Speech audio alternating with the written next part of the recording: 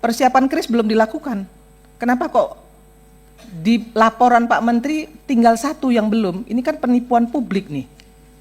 Ini laporannya dari mana Pak Menteri? Saya yakin di Sumatera Selatan yang lain juga masih banyak yang belum. Masyarakat.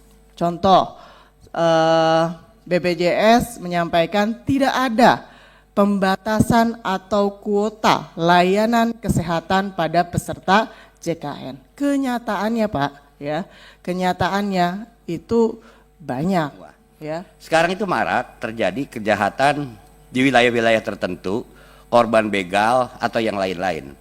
Mereka termasuk yang tidak di-cover oleh BPJS. Mereka sudah menjadi korban, kemudian mereka harta bendanya mungkin hilang, kemudian mereka juga mengalami penganiayaan. Tapi begitu masuk rumah sakit mereka tidak bisa karena tercover kepada pengecualian.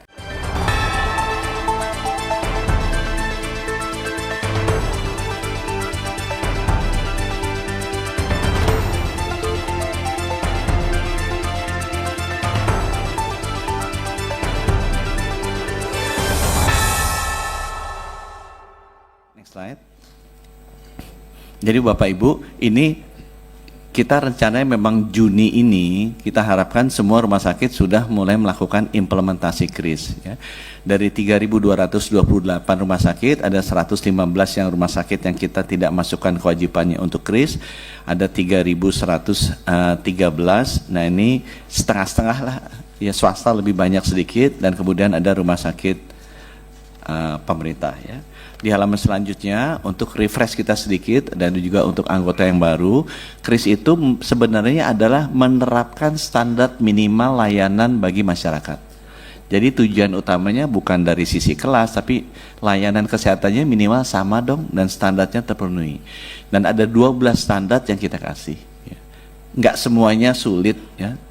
Ada beberapa yang misalnya kasih partisi, temperatur ruangan, ventilasi masih bagus, tapi ada mungkin yang agak memerlukan effort, tapi menurut kita sangat manusiawi adalah pasang kamar mandi di dalam. Jadi kamar mandinya nggak usah keluar, karena yang bersangkutan kan udah pasien sakit. Gitu ya. Kita sama-sama tahu bagaimana tarif yang sekarang saja, ya, yang sekarang saja itu banyak yang tidak aktif, yang sebagaimana yang disampaikan oleh Dewas BPJS Kesehatan. Apalagi nanti ketika KRIS dilaksanakan dengan satu tarif, pasti akan ada kenaikan tarif. Tadi juga DJSN sudah menyampaikan akan ada kenaikan tarif di 2025. Bahkan sudah dipersiapkan ya, regulasinya. Artinya akan ada kenaikan tarif. Nah, apakah ini tidak akan membebani masyarakat lagi? Yang perlu dilakukan oleh pemerintah sebenarnya memperbaiki tata kelola agar akses pelayanan kesehatan masyarakat itu bisa maksimal diterima oleh rakyat. Bukan sekedar menaikkan iuran tapi pelayanannya tidak sempurna, tidak maksimal maksud saya. Tidak maksimal. Bisa kita lihat 3 hari orang berobat sudah dikeluarkan. Itu kaitannya dengan tarif inasi bijisnya, dengan kapitasinya. Ini kan harus dibenerin nih. Rumah sakit yang nakal, Pak Menteri Kesehatan juga nanti harus ditindak. Diberikan punishment. Jangan BPJS yang disuruh melakukan tindakan ke rumah sakit pemerintah yang melakukan fraud misalnya. Ini kewajiban dari Kementerian Kesehatan.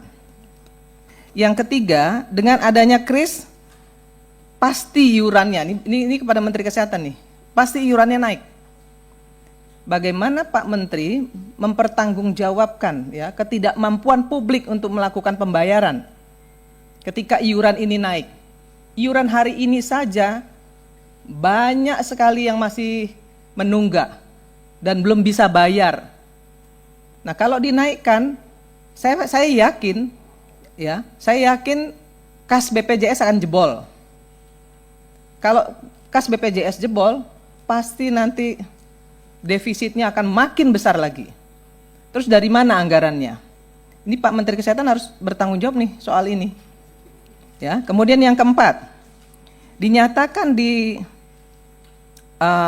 presentasi Pak Menkes, Sumsel itu sudah semuanya sudah selesai. Ya, hanya satu yang belum selesai. Pelaksanaan KRIS di Sungai Lilin. Padahal saya tahu persis, karena itu dapil saya. Di sebelah saya ada Ibu Bupati nih. Ini ada Ibu Bupati di Lahat. Suaminya adalah Bupati Lahat. Di Lahat itu belum, persiapan KRIS belum dilakukan. Kenapa kok di laporan Pak Menteri tinggal satu yang belum? Ini kan penipuan publik nih. Ini laporannya dari mana Pak Menteri? Saya yakin di Sumatera Selatan yang lain juga masih banyak yang belum. Ya, jadi harus jelas dulu nih laporannya, jangan asal tulis. Saya curiga, mohon maaf nih, ya saya curiga BPJS Kesehatan hari ini sudah membuka ruang, atau Kementerian Kesehatan sudah membuka ruang, pemerintah sudah membuka ruang dengan adanya kenaikan kelas. Ya, selisih kenaikan kelas itu bisa dibayar oleh masyarakat. Dari dia kelas 3 bisa naik ke kelas 2, dia bisa bayar selisih. Dari kelas 2 ke kelas 3 dia bisa bayar selisih. Nah, saya curiga dengan adanya asuransi swasta ini yang akan dilakukan adalah urun medis. Ya, urun medis nih. Jadi obat-obatan, alat-alat kesehatan yang digunakan untuk pasien BPJS ini nanti diminta urun. Masyarakat diminta urun nih. Ya, sama seperti urun iuran kenaikan kelas. Nah, ini yang saya wanti-wanti jangan sampai terjadi nih Pak Dewas. Ini nggak boleh dilakukan nih, ya. Ini melanggar amanah konstitusi nih. Obat dan alkes. Ya, kemudian itu akan dihitung dan dibebankan kepada pasien BPJS. Itu menyalahi undang-undang, menyalahi konstitusi. Nggak boleh dilakukan. Ketujuh, untuk RS yang memainkan tarif inasi bijis. Ya, 3 hari keluar, kemudian 2 hari istirahat, masuk lagi. Nah, rumah sakit yang seperti ini harusnya mendapatkan punishment. Ya, harus kan dibenerin nih regulasinya, tata kelolanya dibenerin supaya BPJS juga nggak jebol. Pak Menteri tahu nggak sih, rumah sakit sekarang ini banyak jualan obat dan jualan alkes. Orang sakit itu dikasih obat banyak sekali, bahkan obat sejenis. Ya, untuk pereda nyeri aja harusnya 1 dikasih 2. Nah, itu salah satu contoh.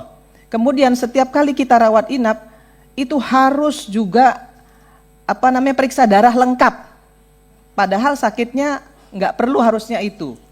Mungkin harus kolesterol dan yang lain-lain lah ya, 2, 3, 4 item. Tapi seluruhnya diminta untuk dilakukan tes darah lengkap.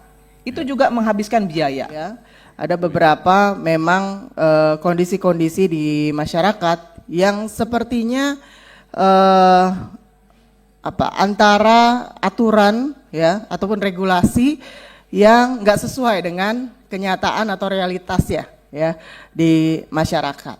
Contoh, BPJS menyampaikan tidak ada pembatasan atau kuota layanan kesehatan pada peserta JKN. Kenyataannya Pak, ya, kenyataannya itu banyak ya dilakukan oleh rumah sakit ya, ataupun juga dirasakan oleh masyarakat ya, yang mungkin tadinya ya oke, regulasi itu ingin memanfaatkan aplikasi, ingin sistemnya komputerisasi, memudahkan pendaftaran gitu ya, tapi kenyataannya malah bukannya tambah cepat atau menjadi efisien ya, tapi menjadi alat untuk membatasi jumlah pasien untuk bisa mendapatkan pelayanan kesehatan. Termasuk juga saya kira di mobile JKN. Kadang-kadang orang kuota penuh. Keterangannya selalu seperti itu. Ini juga banyak persoalan juga di lapangan, korban kejahatan. Saya sudah sampaikan ini semua. Sekarang itu marak terjadi kejahatan di wilayah-wilayah tertentu, korban begal atau yang lain-lain. Mereka termasuk yang tidak di-cover oleh BPJS. Mereka banyak didorong, korban kejahatan itu termasuk juga perempuan korban kejahatan atau pembegalan yang lain-lain, didorong menjadi tanggung jawab LPSK. Yang kita tahu LPSK itu bukan lembaga yang ngurusin kayak gitu. LPSK itu hanya pada persoalan bagaimana pelapor atau saksi itu mereka lindungi, tidak masuk dalam wilayah mereka harus cover kesehatannya atau yang lain-lain. Pengecualian yang lain itu bisa kita pahami, tapi pengecualian korban kejahatan rasanya irasional kalau diterapkan. Mereka sudah menjadi korban, kemudian mereka harta bendanya mungkin hilang, kemudian mereka juga mengalami penganiayaan, tapi begitu masuk ke rumah sakit mereka tidak bisa karena tercover kepada pengecualian. Nah ini Pak Menkes, bagaimana persoalan ini juga bisa diselesaikan. Gawat darurat Pak, gawat darurat ses khusus pada persoalan rumah sakit mensyaratkan pengertian gawat darurat adalah ketika panasnya sampai kalau nggak salah 40 derajat atau berapa. Ketika tidak mencapai itu semua, mereka nggak bisa ditangani di UGD-nya. Nah, pada kasus-kasus tertentu di wilayah tertentu jauh-jauh datang ke rumah sakit atau persyaratan-persyaratan yang lain, mereka ditolak hanya karena persoalan tadi. Kita bisa bayangkan mereka malam harus pulang kembali ke rumah, kemudian kalau tidak sesuai dengan persyaratan, itu kan mereka nggak di-cover. Atau mereka masuk ke dalam pasien umum yang tentu memberatkan mereka. Saya bicara tentang ambulan, Pak. Banyak rumah sakit yang tidak menyiapkan ambulan yang mini ICU atau apalah, sehingga ketika pasien rujukan dari rumah sakit A ke rumah sakit B, mereka harus bayar sendiri. Mereka harus dengan pihak ketiga atau penyedia, dan biayanya mahal sekali. Hanya dengan 10 atau 15 kilo mereka harus membayar 3 juta atau lebih dari itu, dan ini tentu akan memberatkan pasien-pasien yang ada.